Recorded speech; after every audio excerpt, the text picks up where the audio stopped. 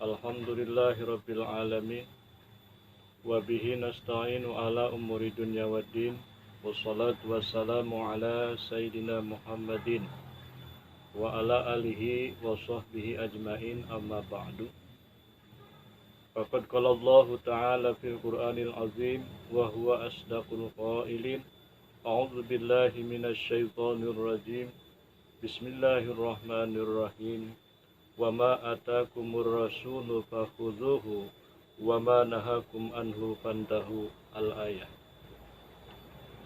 Wa qala Nabi Muhammad sallallahu alaihi wasallam, may yuridillahu bihi khairan yufaqihu fiddin. Sadaqallahul azim wa sadaqa rasuluhun nabiyul karim wa nahnu ala dzalika minasyahidin wasyakirin walhamdulillahi rabbil alamin. Hadirin kaum muslimin yang berbahagia, bertemu kembali bersama saya di dalam pengajian Kitab Bulughul Maram yang alhamdulillah pada kesempatan yang sudah terlewati kita sudah selesai membahas tentang muqaddimah ilmu. Maka dalam session kali ini izinkan saya untuk membahas muqaddimah yang kedua, yaitu muqaddimatul kitab. Apa yang dinamakan muqaddimatul kitab? Muqaddimah kitab adalah ismun li ta'ifatin minal kalam. Kudimat amamal maksud lirtibatin lahu fiha wantifa'un biha fihi. Yang artinya muqaddimah kitab adalah suatu nama untuk sekelompok dari kalam, dari pembahasan yang didahulukan sebelum apa yang dimaksud dalam suatu kitab. Karena memang lafaz-lafaz tersebut atau kalam tersebut memiliki keterikatan dengan apa yang akan dibahas di dalam kitab atau suatu pan ilmu. Maka dari itu, mari kita bersama-sama mengkaji tentang muqaddimah kitab yang tercantum di dalam kitab Bulughul Maram yang disampaikan oleh pengarang kitab Syekh Ibnu Hajar Al-Asqalani. Bismillahirrahmanirrahim. Alhamdulillahi ala ni'amihi al-zahirati wal batinati qadiman wa hadisan. Wassalatu wassalamu ala nabiyhi wa rasulihi Muhammadin wa ala alihi wa sahbihi alladzina saru fi nusrati dinihi sayran hasisan. Wa ala atba'ihim alladzina warisu ilmahum wal ulama'u warasatul anbiya'i akrim bihim warisan wa maurusan amma ba'du. Para hadirin sekalian, kaum muslimin wal muslimat yang berbahagia, kitab ini dimulai oleh pengarang kitab dengan membaca basmalah atau bismillahirrahmanirrahim. Kenapa? Ada dua alasan kenapa kitab ini oleh pengarang kitab dimulai dengan kata bismillah. Yang pertama, iktidaan bil kitabil aziz. Yang kedua, wa amalan bihadisin nabi. Apa? Yang pertama adalah iktidaan bil kitabil aziz, untuk supaya mengikuti apa yang sudah terdapat di dalam kitab suci Al-Quran. Sebagaimana kita ketahui bahwa dalam kitab suci Al-Quran itu diawali dengan membaca Bismillahirrahmanirrahim. Bahkan seluruh kitab-kitab yang Allah turunkan kepada Nabi dan Rasul semua diawali dengan membaca Bismillahirrahmanirrahim. Maka oleh sebab itu kitab musannif ini pun sama, mengikuti apa yang sudah ada dalam Al-Quran. Dimulailah kitab ini dengan membaca Bismillahirrahmanirrahim. Yang kedua, wa amalan bihadisin nabi, yaitu mengamalkan apa yang dikatakan oleh Rasulullah di dalam hadisnya. Apa kata Rasulullah? Kullu amrin dzibalin la yubda'u fihi bi bismillahirrahmanirrahim fahuwa aqta. Wa fi riwayatin fahuwa azam, wa fi riwayatin fahuwa abtar. Yang artinya setiap segala sesuatu perkara dzibalin yang memiliki keadaan yang bagus ay muhimun bisar'i. Artinya suatu hal yang dianggap penting oleh agama, oleh hukum syara, yang tidak dimulai, yang tidak dikawitan dengan membaca bismillah, maka perkara tersebut bahwa abdar ayna kisul barokah, itu kurang keberkahannya. Maka oleh sebab itu musonib hadzal kitab dengan tujuan beliau ingin mendapat keberkahan dari apa yang terdapat di dalam Bismillahirrahmanirrahim, maka di sini diawalilah kitab beliau dengan membaca Bismillahirrahmanirrahim. Lalu apa hubungan lafaz Bismillah dengan ilmu yang akan kita bahas kali ini? Karena di dalam kitab Bulughul Maram ini kita akan membahas ilmu hadis dan juga kita akan membahas ilmu fiqih. Maka ulama mengatakan dalam suatu ucapannya, yang bagi likulli syari'in pipanin minal fununi ayyatakallama alal basmalati bitorfin mimma yunasibuha liyahsula arba'a fawaida. Sangat dianjurkan bagi orang yang mau mengkaji suatu bidang ilmu dari sekian pan ilmu, terlebih dahulu dia harus mengkaji tentang lafaz bismillah dengan ilmu yang akan dibahasnya. Itu ada keterikatan, ada hubungan dengan bahasan bismillah. Apa tujuannya? Liyahsula arba'a fawaida, agar dia mendapatkan 4 keuntungan. Mana 4 keuntungan tadi? Yang pertama, wifa'un lihaqil basmalah, agar dia menyumponi, agar dia dapat memberikan hak daripada Bismillahirrahmanirrahim. Karena hak bismillah itu harus dibaca di dalam segala sesuatu yang kita akan mulai. Termasuk di sini kita akan mulai membaca kitab, maka itu hak kita membaca Bismillahirrahmanirrahim. Keuntungan yang kedua adalah wifa'un lihaqil panil masru'ifi, agar supaya kita memberikan hak pan ilmu yang akan kita bahas, yaitu pan ilmu hadis, pan ilmu fiqih. Dan yang ketiga, li'alla ya'uda kusuron au taksiron. Keuntungan yang ketiga, supaya orang tersebut tidak termasuk orang yang gegabah dan orang yang dia bermain-main di dalam mengkaji suatu pan ilmu. Yang keempat, li'anta'uda barokatul basmalati lifanil masru'ifi, supaya kita mendapatkan keberkahan dari lafaz Bismillahirrahmanirrahim terhadap apa ilmu yang akan kita bahas pada kesempatan kali ini. Mudah-mudahan dengan kita membahas sekelumit lafaz Bismillah, 4 keuntungan tadi kita peroleh semuanya. Amin, amin, ya Allah, ya Rabbal Alamin. Maka pembahasan Bismillah dari ilmu yang akan kita bahas ini ada keterikatan, ada hubungan. Pertama, bismillah kalau kita lihat dari ilmu fiqih, maka bismillah ini hukumnya terbagi. Ada kita membaca bismillah yang hukumnya wajib.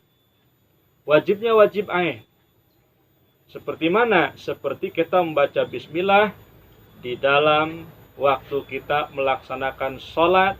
Jika kita membaca Fatihah, maka kita wajib ain membaca bismillah Karena bismillah termasuk daripada salah satu ayat yang wajib dibaca di dalam kita melaksanakan sholat. Maka bismillah tadi hukumnya wajib ain kita baca. Ada bismillah yang hukumnya makruh kita baca. Kenapa? Karena kita melaksanakan sesuatu perkara yang dimakruhkan oleh agama.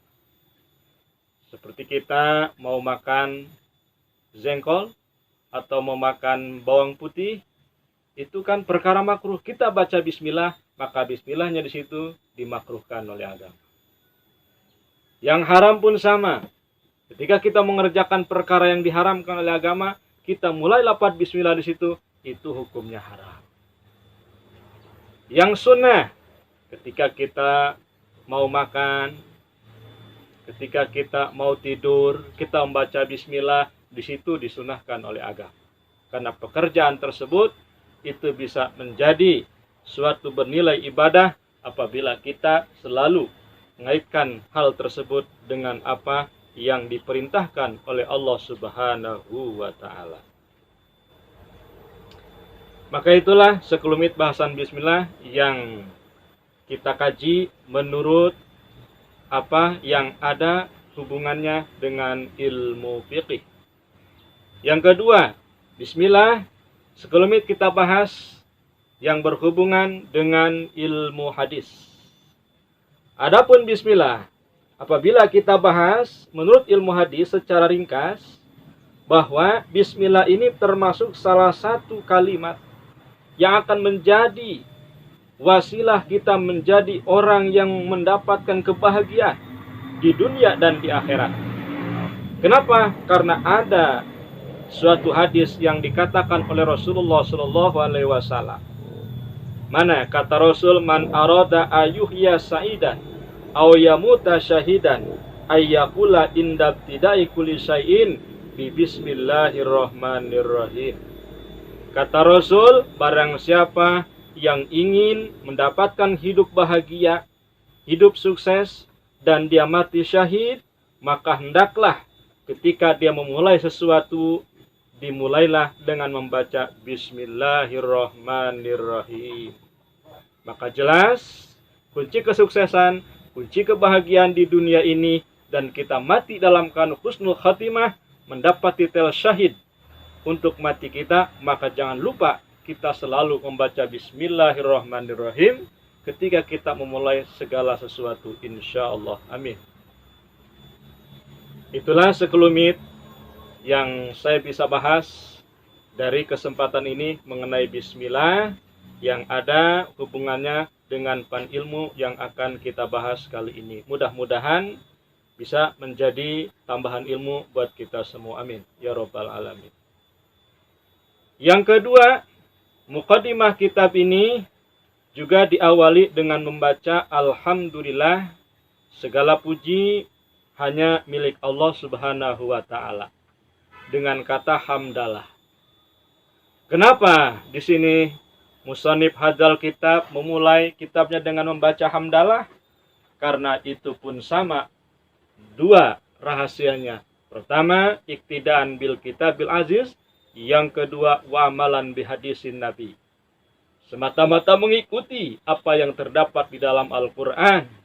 Karena pun Quran sama, itu dimulai yang kedua setelah bismillah dengan mengucapkan hamdalah. Maka kitab musannif di sini juga sama, memulai kitabnya yang kedua kali dengan membaca Alhamdulillah. Yang kedua, wa amalan bihadisin Nabi. Alasannya musannif memulai kitabnya dengan hamdalah ini semata-mata karena mengamalkan hadis Nabi. Sebagaimana Nabi mengatakan di dalam hadisnya, Rasulullah SAW mengatakan di dalam hadisnya, kullu amrin dibalin la yubda'u bihi bilhamdalah fahuwa aqta wa fi fahuwa azam wa fi riwayatin fahuwa abdar. Segala sesuatu, kata Rasul, yang memiliki tingkah keadaan yang baik tidak dimulai dengan membaca hamdalah, maka hal tersebut akan kurang berkah. Artinya, begitu sayang kalau kita memulai ngaji kitab ini tidak membaca hamdalah, maka sungguh kita akan mendapat keberkahan yang kurang. Maka oleh itu, supaya kitab ini begitu berkah, supaya pengajian kita ini mendapat berkah dari Allah, maka kita mulailah pengajian ini, satu tadi dengan membaca bismillah, yang kedua dengan membaca hamdalah. Segala puji itu hanya milik Allah Subhanahu wa ta'ala. Ala ni'amihi adh-dhahirati, atas nikmat Allah yang secara zahir. Seperti mana nikmat Allah yang zahir? Seperti kal Islam wa tashilir rizki wa tahsini surah. Seperti halnya kita mendapatkan taufik hidayah, kita diberikan agama Islam. Itu nikmat yang zahir. Maka nikmat itu patut kita syukuri dengan membaca alhamdulillah. Yang kedua, ada nikmat zahir itu adalah dimudahkan rizki. Dengan rizki kita, alhamdulillah pada hari ini kita masih bisa makan, kita masih bisa tidur, kita masih bisa bernapas, kita masih bisa beraktivitas seperti biasa. Ini adalah rizki dari Allah. Dan dimudahkan oleh Allah. Maka ini termasuk nikmat yang zahir. Wa tahsini surah, dan kita diberikan rupa yang begitu indah oleh Allah Subhanahu wa ta'ala. Laqad khalaqnal insana fi ahsani taqwim. Manusia diciptakan oleh Allah Subhanahu wa ta'ala di dalam rupa yang terbaik, bentuk yang paling bagus. Maka kalau kita bersyukur terhadap tadi, maka itu adalah nikmat yang zahir. Mudah-mudahan kita semua senantiasa diberikan nikmat yang dapat membawa kita semakin dekat dengan Allah Subhanahu wa ta'ala. Wal batinah, dan nikmat yang batin. Jadi nikmat ini ada dua. Satu ada nikmat zahir, kedua ada nikmat batin. Nikmat zahir apa? Tadi seperti kita diberikan agama Islam oleh Allah, diberikan mudah di dalam rezeki, kemudian kita diberikan rupa bentuk yang sempurna oleh Allah, itu nikmat zahir. Nikmat batin adalah ma satarahullahu minadzunubi wal uyubi wal aurat. Nikmat batin ini adalah kita ditutupi oleh Allah dari segala dosa-dosa kita, aib-aib kita, sehingga orang tidak tahu bagaimana dosa kita, bagaimana celah kita, aib kita. Hanya Allah yang tahu. Jikalau orang tahu bagaimana dosa kita, mungkin orang tidak akan pernah mau dekat dengan kita. Jikalau orang tahu aib kita, pasti orang tidak akan pernah mau mendengar kata-kata kita. Tapi semua itu ditutup oleh Allah Subhanahu wa ta'ala. Orang lain tidak tahu. Istri kita tidak tahu. Anak kita tidak tahu. Orang tua kita tidak tahu. Kita punya dosa apa di hadapan Allah. Kita punya aib apa di hadapan Allah. Itu semua ditutup oleh Allah. Nah, Allah menutup aib kita. Allah menutup dosa kita. Untuk dilihat orang lain. Itu adalah nikmat batin. Maka kita harus bersyukur kepada Allah Subhanahu wa ta'ala. Karena selama ini kita dipercaya oleh orang. Kita didengar omongan oleh orang. Karena kita punya dosa ditutup oleh Allah. Punya aib ditutup oleh Allah. Maka itulah nikmat zahir, nikmat batin. Kedua ini harus kita syukuri. Qadiman wa hadisan. Dan nikmat itu ada yang qadim, ada nikmat yang hadis. Apa nikmat qadim? Makana min hini nafkhir ruh. Nikmat qadim ini adalah nikmat yang dulu sebelum kita lahir ke dunia, Allah Subhanahu wa ta'ala di dalam perut ibu kita, kita masih dalam cabang bayi, itu Allah tiupkan ruh ke dalam jasad kita yang belum hidup waktu itu. Itu nikmat dari Allah Subhanahu wa ta'ala. Ulama mengatakan itu nikmatul ijad. Nikmat kita diciptakan oleh Allah, dijadikan manusia oleh Allah. Setelah itu kita diberikan ruh oleh Allah, itu nikmat qadim. Maka nikmat tersebut pun kita harus mensyukurinya kita harus bersyukur kepada ya Allah, alhamdulillah. Kita dijadikan manusia, kita diciptakan oleh Allah menjadi manusia yang berakal, kita diciptakan oleh Allah menjadi manusia yang utuh sempurna, dan kita diberikan ruh waktu itu oleh Allah sehingga kita bisa hidup, bisa mensyukuri nikmat, bisa beribadah kepada Allah. Yang kedua ada nikmat yang hadis. Apa nikmat hadis? Makanan jadidan, nikmat yang baru. Seperti mana? Seperti hari ini kita diberikan napas oleh Allah. Hari ini kita diberikan masih bisa makan, masih bisa tidur. Hari ini kita masih bisa beribadah, bisa berjalan kaki, dan lain-lain.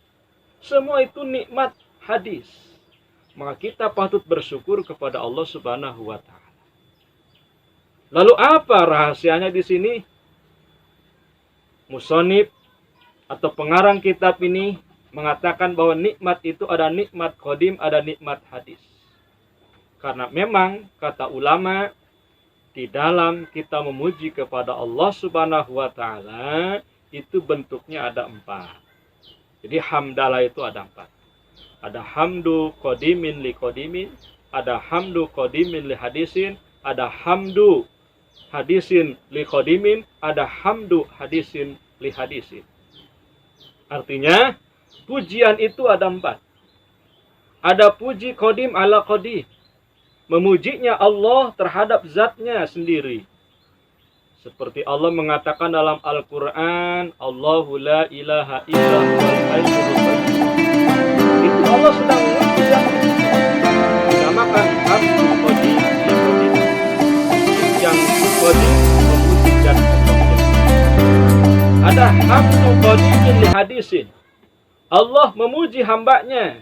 Ni'mal abdu innahu awwab. Kata dalam Al-Quran. Wa innaka la'ala khuluqin azim. Sesungguhnya engkau Muhammad memiliki akhlak yang mulia. Itu Allah sedang memuji Rasulullah. Ni'mal abdu innahu awwab. Sesungguhnya hamba yang paling terbaik adalah innahu awwab, Nabi Ayub yang banyak bertobat ibadah kepada Allah Subhanahu wa Ta'ala. Disitulah dinamakan puji qadim ala hadis. Yang ketiga ada puji hadis li qadim. Memujinya yang baru terhadap yang terdahulu, yang qadim zatnya. Seperti di sini musonib hadzal kitab, beliau memuji Allah Subhanahu wa Ta'ala, alhamdulillahilladzi ala ni'amihi adz-dzahirah wal batinah. Segala puji hanya milik Allah atas karunia nikmatnya, baik nikmat dohir, baik nikmat batin, hadisan wa qadiman, baik nikmat yang baru maupun nikmat yang terdahulu, semua berhak disyukuri, semua berhak dipuji, karena nikmat tersebut adalah pemberian Allah Subhanahu wa Ta'ala. Ini apa? Artinya puji hadis li qadim, memujinya yang hadis kepada zat Allah yang qadim. Yang keempat ada puji hadis ala hadis, memujinya yang baru terhadap yang baru. Seperti halnya kita memuji sesama manusia. Ya. Orang punya kekasih, biasanya kan yang timbul pujian. Tidak ada kekasihnya mencaci maki, tidak ada. Pasti memuji. Dia yang tercantik, dia yang terbaik, dia yang paling sabar, yang paling setia lah. Itu pujian. Tapi pujian tersebut itu ditujukan kepada sesama manusia. Nah, maka puji yang keempat tadi, baik itu puji qadim ala qadim, puji hadis ala hadis, puji qadim ala hadis, puji hadis ala hadis, semua itu lillah, hanya milik Allah Subhanahu wa Ta'ala. Wassalatu wassalamu ala nabiyhi wa rasulihi. Dan yang ketiga, muqaddimah kitab musonib ini juga diawali dengan membaca sholawat. Apa yang dikatakan sholawat? Sholawat itu artinya adalah rahmat.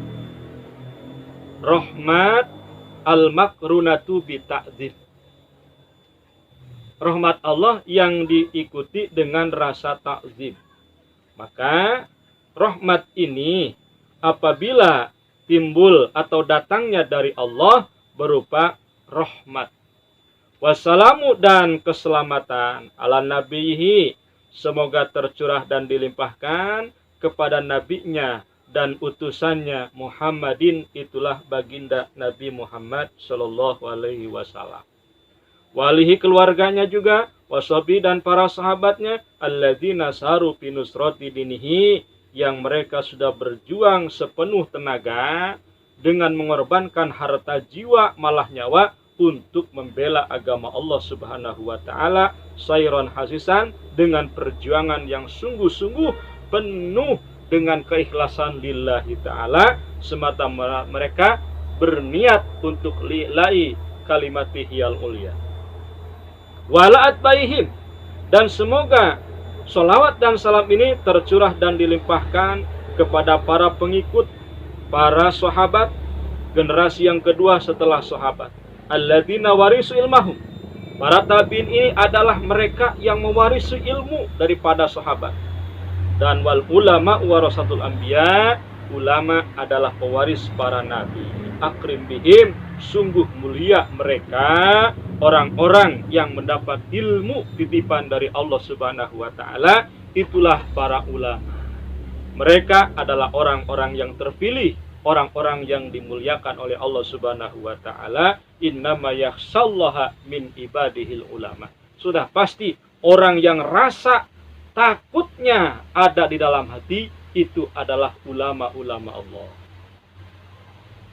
Warisan wa maurusan, apa yang mendapat warisan tersebut itu sungguh orang mulia, dan ilmu yang diwarisi pun itu sungguh perkara yang mulia. Jadi orang yang mendapatkan warisan ilmu dari para nabi itulah para ulama, dan ilmu yang diwariskan oleh para nabi itulah ilmu Allah Subhanahu wa taala. Amma ba'du, semoga apa yang disampaikan tadi di dalam mukadimah kitab ini sekelumit mendapatkan manfaat untuk kita semua umumnya, dan pribadi saya mohon maaf atas segala kekurangan dan kekhilafan, itu semata-mata kebodohan dari saya, dan apabila ada benarnya itu semata-mata taufik hidayah dari Allah Subhanahu wa taala. Mohon maaf. Sekaligus saya menghimbau kepada para pemirsa yang sekiranya apabila di antara penonton di channel YouTube ini memiliki rezeki lebih, marilah saya mengajak untuk berinfak, untuk berdonasi di pesantren kami ini, karena kami pada waktu ini sedang membangun majelis dan sarana-sarana ibadah yang lain yang insya Allah kedepannya untuk kepentingan umat dan dakwah. Mudah-mudahan para hadirin sekalian diberikan taufik hidayah oleh Allah Subhanahu wa taala. Amin amin ya rabbal alamin. Wabillahi taufiq wal hidayah wal afu minkum. Wassalamualaikum warahmatullahi taala wabarakatuh.